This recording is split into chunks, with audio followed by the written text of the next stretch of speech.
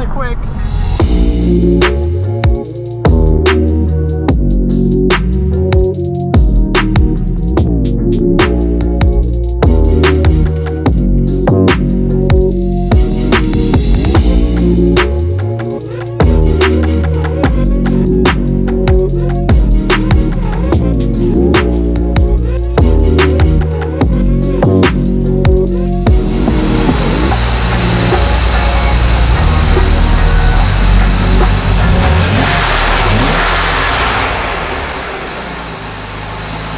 Welcome to another episode of Canyon Tune. Today we are going to be finishing up some stuff on the E36. I had my friend make some lower intercooler pipe right here, and he had to do some pie cuts to get around that lower AC bracket. Yep, the original pipe was hitting, so that's all good. He welded in an O2 sensor bung, and then the blow-off valve was originally placed like way up underneath the car. I had him relocate it onto this pipe right here. Way easier to access. Yeah, just a couple more things to finish up. I'm gonna wire up the gauges. We're gonna install the MAF sensor and do the wiring for that, and then include that resistor in there. But yeah, just a couple more things to button up, and then we can finally drive this car under boost. So you may notice a difference in video quality today. I'm using my big boy camera. It was just such a pain to try and vlog with it, and I really didn't want to get the camera dirty when I was working on cars, so that's why I really haven't been using it. So it's a big investment, so I figured I'd start using it for YouTube and not just my feature videos. So the other thing is, if you want to check out Chris Sadowski, I will post a link in the description to his channel.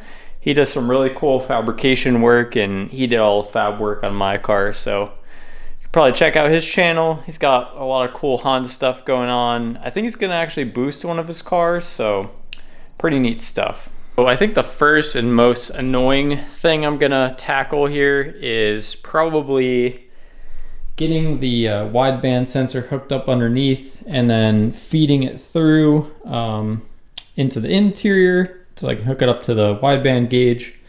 And then I gotta just put this vacuum line right here and connect it up inside the car. But that should be pretty easy. And then I got this cool like 3D printed single DIN dual gauge holder here. So I ended up cutting out this piece right here. If you guys are familiar with E36 like center consoles, they have like a little storage compartment here. So I just kind of cut the end of it off, and I'm gonna somehow like glue or something that together so it just chills right in there, and we should be good.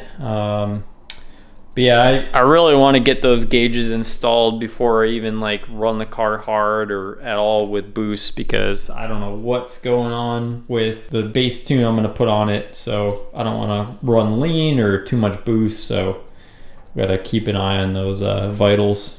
For anybody that's trying to pass wires through the firewall on an E36, I think the easiest way is there's actually a little grommet on the top.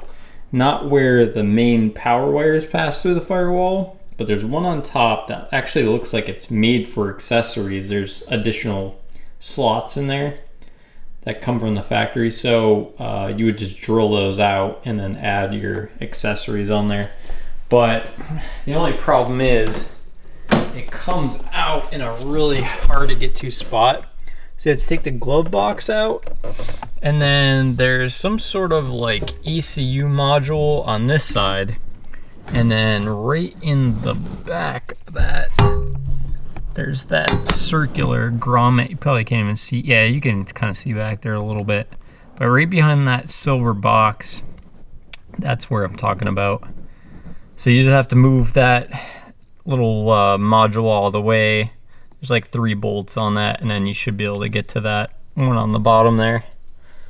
Not a fun job, but I'd rather do it right and not have to deal with leaks between the engine bay and the interior. So I bought this thing a long time ago. You fit a drill bit on the end of it. It's got like a little push lock, and it's this really long extension.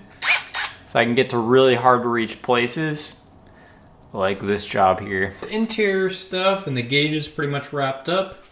I got my USB cable for logging the wideband. Gotta find a place to route that a little bit better. So this is your standard like D-sub connector, but it actually has little ports on the sides where you could just stick the wires in, and then there's a screw. There we go. There's screws and there's numbered ports.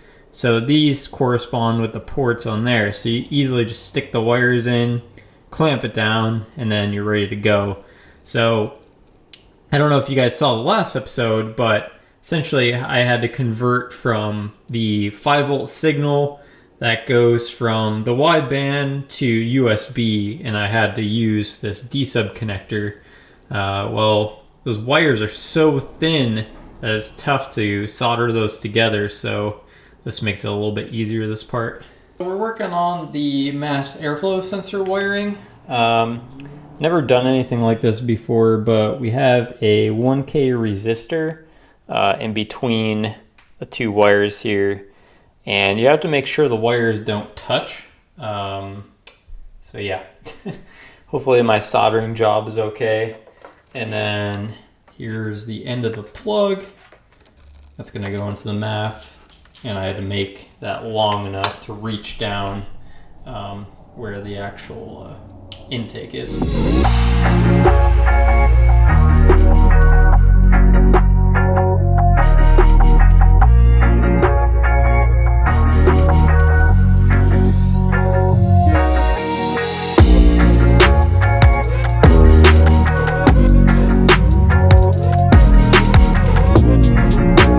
Was the kit's original solution for running a catch can. Not very good. This is just like a fuel filter, and this was running back to where the CCV is. Terrible. So got rid of the CCV and running an actual catch can like you're supposed to. Ended up mounting a catch can right here, and it's actually where the plug is for tuning. Or the diagnostic connector, but it was sitting right there. I'm gonna just cut these studs off. And then this is like 1/2-inch line. It's a weird size, so I have to get some hose to wrap around to this port here. And then I just need to run another one to the intake side. The last piece of the puzzle is to recirculate the blow-off valve. So it has to go from underneath the car to right here. There's a little inlet.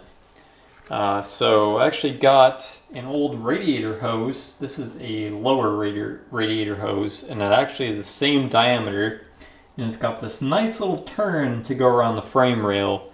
And then I just need a little 90 piece to connect to my blow-off valve, and we should be good. So I'm switching back to the GoPro here because I noticed some of the footage from the other camera is a little shaky. I do like the stabilization in the GoPro, and I'm sure you guys will appreciate that as well. So just to give you guys a little update here, we got the catch can installed with the lines run. One is going to the stock CCV location around, and the output of that goes to the bottom of the intake. So everything is still a sealed system. Since this is a MAF-based car, you don't want to have any kind of air leakage between the mass airflow sensor and the throttle body. That's bad news. Unmetered air can cause all kinds of issues, lean conditions, rich conditions, and when you're trying to tune, you're just kind of like trying to hit a moving target. So making sure everything's sealed up. And related to that, we've got, let me turn my light on here real quick. We've got a lower lower radiator hose, 2 of them that I had to cut.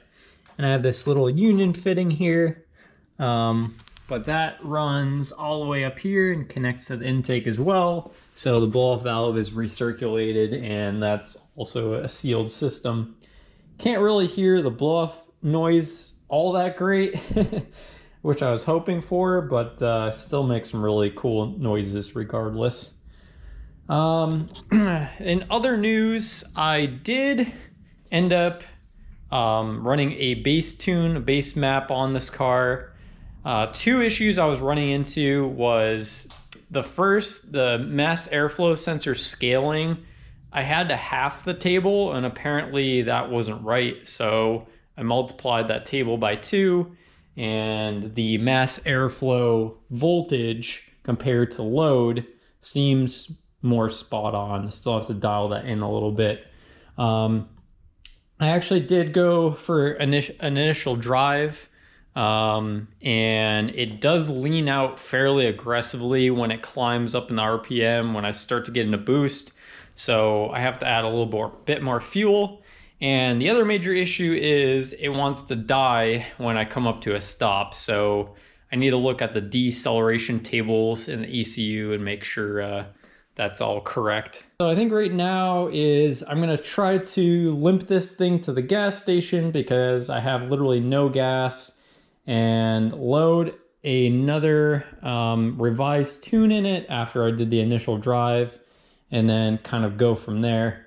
I will film a little bit in the car, I also need to figure out, I don't know why, but the wideband sensor is not registering on my PC. So I need that wideband reading to come in while I'm tuning, and maybe it was the wiring that I did, or maybe it's not grounded properly, but I need to figure out what's going on with that, because wideband reading is definitely vital.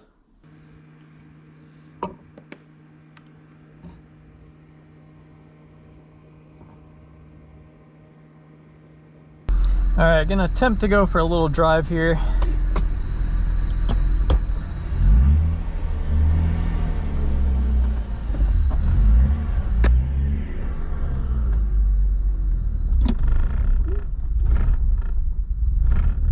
Does not like to catch idle very well. Need to log this one.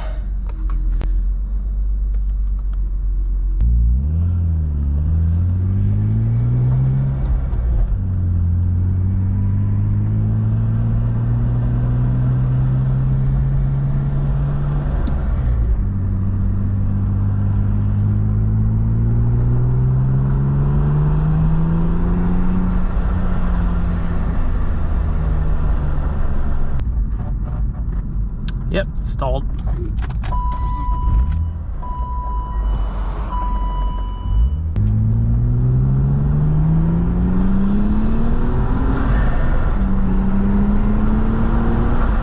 God damn! This thing hauls ass. I've driven this car like stock for like 3 years, so it's very surprising that it's this quick. That's funny. Kind of caught me off guard.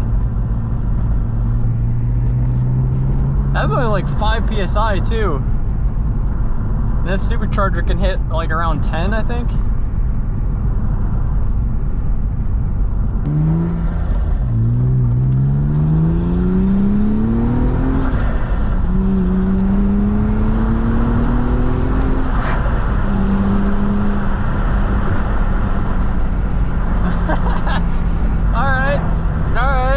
It's definitely quick.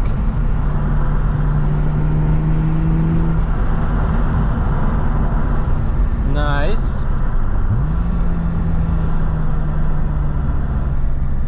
Not really seeing much knock, so that's good.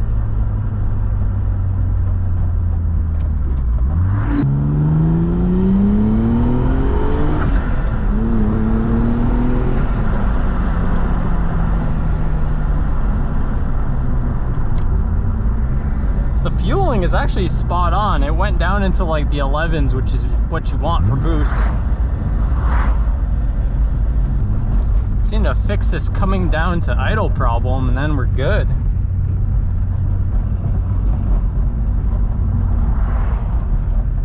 for spitballing a tune, it's really not too bad at all.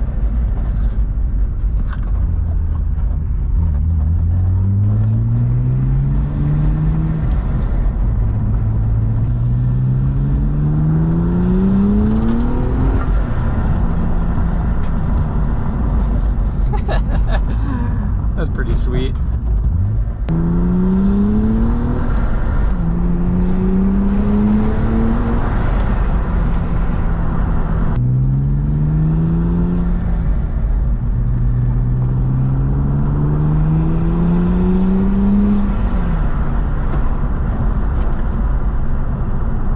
Yeah, I'm really not sure why it does not want to catch idle. There was a little bit of knock there, like 10 degrees with correction. I got to figure out where in the RPM range that was. Yeah, this thing just keeps idle hunting. I don't know. It's like trying to do a whole bunch of correction and then the fueling is just all over the place. I wish I could I might want to turn off the actual fuel learning and just try and dial this map in myself, especially for idle. It's just trying to do whatever the heck it wants to. All right, so this is the log from that initial drive, and we definitely have some work to do. So first problem is we are maxing out the mass airflow sensor, and one way to get around that is putting a bigger resistor in. I thought a 1K resistor would work. But most people are running 2.2K resistors. So if you look in the upper right hand corner, this is a MAF voltage. This is a reading from 0 to 5 volts. So you can see in some of these areas, 4.9, 4.8, not good. So when that MAF maxes out and the load maxes out, you run into some serious issues. You go lean and all kinds of bad stuff. This bottom area here is knock correction. No good either. So there were 9 degrees of knock correction at about 600 load. Another couple of them. This one was pretty bad. So there's a bunch of knock all throughout. And I'm going to have to reduce some of the ignition timing in some of the areas of that map. I did it a bunch, but obviously that wasn't enough. And then that stalling issue. So right here in the white, you can see that the RPMs come down and it just gets insanely lean. You can see these fuel trims are trying to correct 20-30% of fuel. So I need to figure out what's going on there. I don't know if I just need to add a bunch of fuel in the bottom end of the map, or there's specific tables for that take care of deceleration. I'll have to look into that. And one good thing though is my mass airflow sensor, this curve you see here, this nice curve, this means that my scaling is correct and my resistor is working correctly in all my wiring. So if this was kind of a weird kind of like S shape, or there was a bunch of dots here that were like off the curve, then there's a problem with the mass airflow sensor. And most of my hits were down low here. So one last thing to show you. This is the correction factor for fueling. Obviously you can see that these numbers down here, it was adding a bunch of fuel, and a couple spots it was taking away a little bit of fuel. But up here in the higher load, this is a little bit concerning. I was adding like 20%, 25% fuel. So I need to go back to my tables and definitely add some fuel in those areas. So I know this is a pretty long episode. I think I'm going to correct some of these issues and then we can drive the car in more boost. I think I only saw like around 5 PSI. So the car felt very, very quick from stock. It was actually surprising. And I'm really wondering, you know, how my stock fuel pump is going to hold up and my stock clutch. So we will see how that goes. But thanks for watching, everybody, and tune in for next time. Thanks.